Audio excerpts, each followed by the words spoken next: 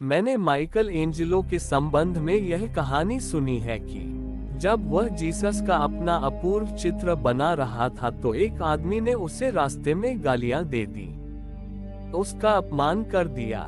लेकिन उसने यह सोचकर कि अभी मैं जीसस में संलग्न हूँ, इस झंझट में कहाँ पड़ूं। और जीसस ने कहा है, जो तुम्हारे एक गाल पर चांटा मारे तुम दूसरा उसके सामने कर देना, और जो तुम्हारा कोट छीने कमीज भी दे देना, और जो तुमसे कहे कि मेरे साथ 1 मील चलो और मेरा बोझा ढो दो तो 2 मील तक चले जाना।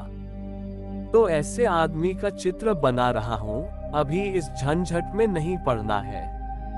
वह चुपचाप सुन लिया और चला गया। मगर ऐसे कुछ आसान थोड़े ही है सुन लेना और चला जाना। भीतर भीतर आग उबलने लगी। उसका मन होने लगा कि सिर तोड़ देता उसका। ये जीसस बीच में आ गए, फिर देख लूंगा, अभी जरा यह चित्र पूरा हो जाए। उस दिन उसने बहुत चेष्टा की। चित्र पूरा तैयार हो गया था, सिर्फ जीसस के चेहरे पर बस आखिरी रंग भरने थे, मगर वे रंग न भरे जा सके। उसने सब तरह से चेष्टा की, लेकिन जीसस का चेहरा न उभरा सो न उभरा।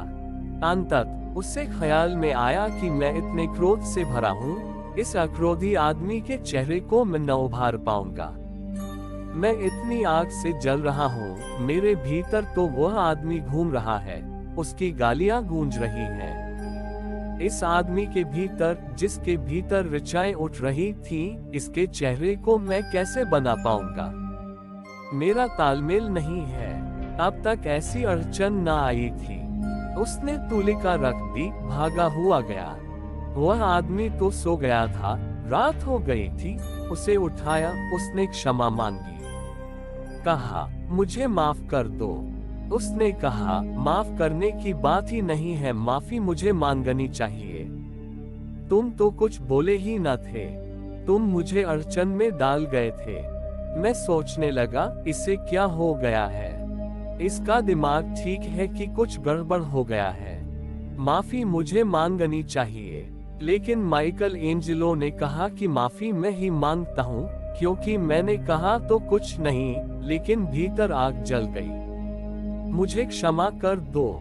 जीसस का प्रसिद्ध वचन है, तुम मंदिर में जाओ और प्रार्थना करने लगो और तुम्हें याद आ जाए कि तुमने किसी को क्षमा नहीं किया है, तुम किसी पर क्रोध हो तो पहले जाकर उसे क्षमा मांग आना, फिर ही प्रार्थना करना, अन्यथा तुम्हारी प्रार्थना में पंथ नहीं होंगे। तुम्हारी प्रार्थना परमात्मा तक नहीं पहुंचेगी। जब उसने क्षमा मांग ली, हल्का हो गया, निर्भर हो गया, वापस गया और घड़ी भर भी न लगी और जीसस का चेहरा उभर आया।